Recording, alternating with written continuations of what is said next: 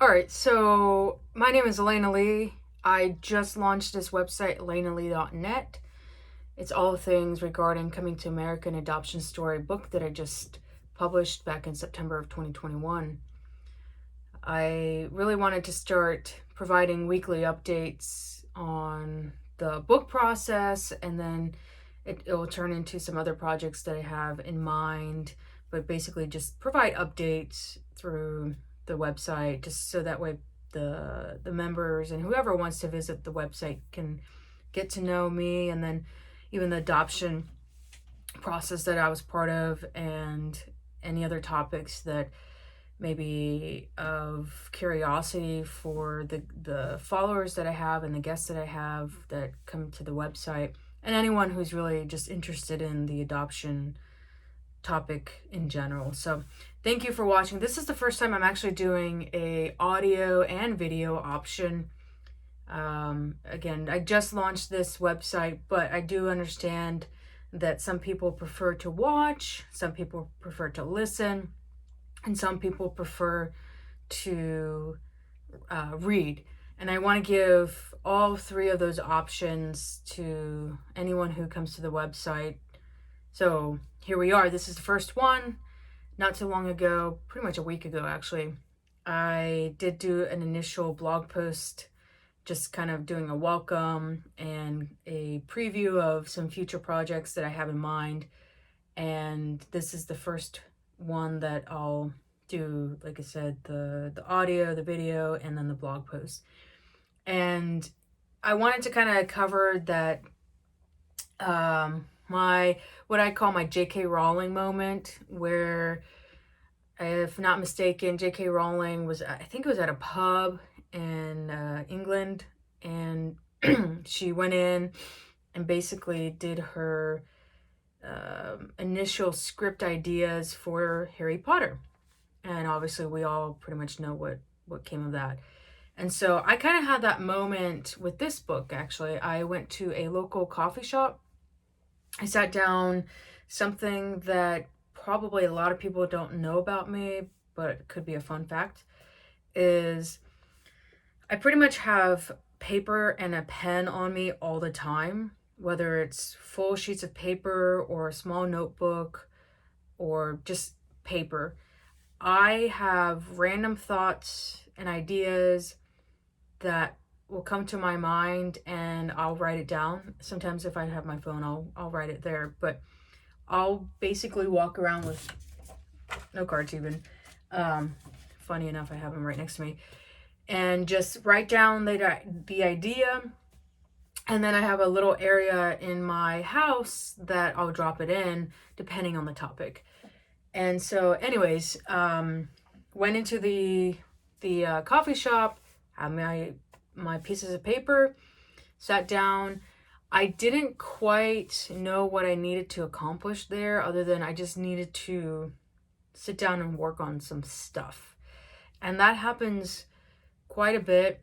When I was going through my master's, actually, I would kind of force myself to drive an hour away sometimes to go to a coffee shop and say, all right, I cannot leave until I accomplish this. And however long it takes, doesn't matter. I just have to accomplish this because I didn't drive an hour away to not get anything done. And that was just my way of keeping on track with my master's and all the homework I had to do on top of work and other things that I was trying to accomplish. And so I pretty much had that moment when I went locally, and this is post-master's degree, which is just something that I help to keep myself organized with. So I sit down and I get a piece of paper and I start splitting out the pieces of paper in 4 boxes, so quadrant kind of like template. And I just start writing, and they were almost as if they were bullet points, these story lines, and in the book there'll be pages, but kind of wrote down the movie scene I was seeing in my head of the adoption process, and even how I was feeling through those moments. I knew from a very early age, probably in middle school time frame, that I wanted to write a book. That's always been something I've wanted to do. There's a handful of topics and ideas and things I've wanted to accomplish before certain points in my life, and I'll go into them probably in one of these updates. But writing a book has always been a goal of mine for a very, very long time. And honestly, when I thought of a book, I put so much pressure on a long book, a successful book, and just a lot of nonsense pressure, to be honest. So, anyways, when I sat down and wrote this out, something just came in to me and said, write something for kids. Like, make it simple. If nothing else, if it's not for the kids, just write out your ideas in a simple form so that way you can expand on it as you continue writing your book. And so throughout that process of writing it all down, I just realized, oh my gosh, I want to do a children's book. What better way to help people, especially kids going through such a complex situation and process, than to write a book to something that they can relate to, hopefully. I know that when I was in this situation at 7 years old, I came to America and didn't speak English, had no family, obviously, and it was a fight or flight response. I had basically been in a fight or flight response since I was 2 weeks old. Okay. And I'll go more into my story as we go along, but that's pretty much at the point of when I was in an orphanage over in Russia. I was 2 weeks old until I was pretty much 7. And you just go through a lot of things, emotional, mental. And so when I come to the US, and it's even more of a situation that I'm unfamiliar with, at least an orphanage, you become familiar with it, and you don't know what's going on. And in time, you think, oh man, the thoughts I have, like, it's like, am I the only one? The whole, I'm not good enough, I'm lonely, why was I adopted? Why did my parents not want me or love me? The things I want to accomplish in my life, is it because of XYZ? There's just a lot of questions that went through my head, and I just felt lonely, and I felt as if I was the only one. But at the same time, I had no one to talk to. No one in my family could relate. My siblings are biological to my parents. No one around us really, I think, were adopted, and if they were, they also couldn't speak the languages around. So it was just a lot of unsettling feelings going on. So I wished when I was younger, and even as I grew up and became an adult, and still through the adulting process, if you will, I wish there was more resources for helping people through the adoption process of the emotional, mental, and physical toll it takes, the education on parents who are adopting, what kind of questions to ask their kids or not to ask their kids, just also starting certain conversations. If the kid has questions, don't shut it down. I had certain memories that got shut down, and again, those we'll get into down the road, but it's just having those interactions, and there is no one recipe to interact with adoptees. Everyone is different. It's such a complex topic in general. So I feel for the parents that go through the adoption process, but at the same time, I obviously know what it's like on the other side of it. And I think there's not enough education in how to deal with it, and even understanding what's going through the kid's head. And the loneliness they feel, because they feel like they can't talk about it. No one's going to understand what they're going through, and that they should feel all of a sudden, because they got adopted into a home, they should automatically feel gratitude and love and respect their parents and siblings, and it's the greatest thing in the world to have this family. But at the same time, the reality is, how do we know that? If we had nothing to begin with, we don't know what was out there. We don't know if it's better or not. Sometimes the most simple things in life are better than the most complex. And sometimes coming into a family from an adoption process is complex. Okay, so parents who feel like the kid should just automatically feel all these things, it's a human. It's a human going through mental shock, emotional shock. And especially if it's a forced love, like, oh, love me. We're your parents. Call us mom and dad. Tell us you love us. Hug us. We're the greatest family ever. Okay, great. That is your perspective. But at the same time, have you asked what's going on through the kid's head? You don't know. You can't assume that they feel all these unicorns and magic in their hearts and brains and wherever. It's, this person's going through a lot of shock, and they're trying to process everything. And I think a lot of adoptions, the families butt a lot of heads because of that. The parents expected one reaction and they don't get that. And then the kid doesn't know how to react. And so there's just this tension. And I could be wrong. Not every situation is the same.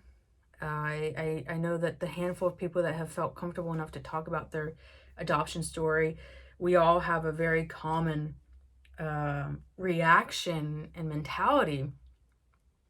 And a lot of it is just not being heard, being misunderstood, feeling alone, feeling forced love, which all of these things start adding on to future, I don't want to call them problems, but future situations that may not be healthy, whether it's relationships, friends, family, romantic, whatever. So there's a lot at stake when adoption is at play. And my intent of the book was to start bringing awareness and education and understanding to, first and foremost, for anyone who's getting adopted or has been adopted, to know that you're not alone. A lot of us probably have felt the same things, and we feel alone. We feel like we're the crazy ones for feeling and thinking certain questions, and you're not. You're not alone. Adoption is a taboo topic. It's a word that I hated when it was ever said. Russia, adoption, and adopted. I hated those words growing up. And only recently have I accepted that. It's a good thing. It's my story. But beforehand, no. I didn't want anyone to know. And I'm sure I'm not the only one. So, again, through the book process, writing it, helping children, I just really want to start helping with the awareness and educational aspect of it, and help others that might be going through this to know that they're not alone, and to start having those conversations. And parents, or whoever, however you want to call yourself, I think the most critical thing throughout the process is to just try to listen. Don't tell the kid that you're remembering incorrectly, or that's not how it was, or no, you're wrong, or whatever. Just truly understand what they're trying to say. Maybe why they're asking a question or why they're saying that thing. and just try to understand their perspective. Because so much of it is forced of, well, you're here now. Forget about that. You're here in a loving home. So why are you even remembering all of that? That's part of us. It takes time to get beyond that. But you're taking a very mentally, emotionally, and sometimes physically scarred person, and you're putting them into a whole new situation that they don't know how to interact in, on top of the things that happened in the past. It can be very traumatizing. It's kind of like PTSD to a certain extent. So just be open to listening. At the end of the day, it's about listening and truly trying to understand what that person may need and help. If you don't know how to help, that's fine. See how they think they can get the help, or what help they think they need, not what help you think they need. There's a difference. And I went really deep on this, way more than the JK Rowling moment that I thought I was just going to go through in a couple minutes. But I appreciate everyone listening, watching, reading, because I just want to educate the people that are going through this adoption process, or know of people who do. I hope you share. I hope you like. I hope you really comment and give feedback as well. If there's a topic you want me to cover or explore, just let me know. This is a whole new thing for me as well. I am definitely also someone who's usually behind a camera, not ever on voice. This is a very new world for me too. So, but at the end of the day, I prefer to do the things that I think are needed to help those around me, even if it's not something that I normally would seek out. And so that's my main intention. So there's a contact information on my website. Reach out there, follow social media, and I'll see you soon.